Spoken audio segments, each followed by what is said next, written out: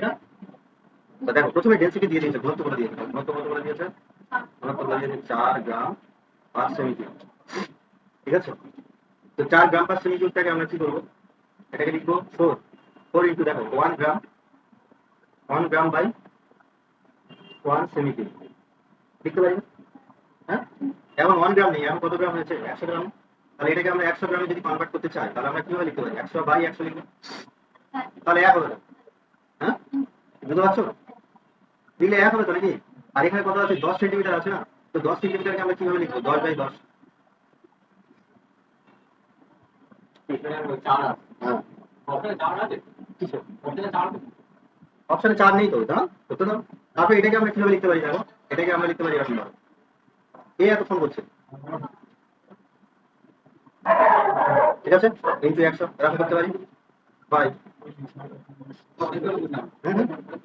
1/10 into 10। এটা whole cube হবে, sorry, এটা হয়ে যাবে সেমি কিউব আছে না, এটা হোল কিউব হয়ে যাবে। এটা হোল কিউব হবে, এটা 1 এর উপর হোল কিউব,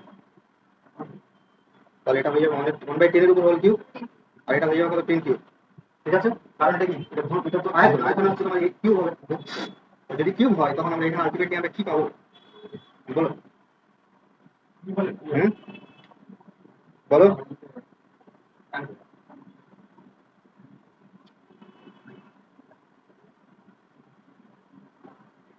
হুম,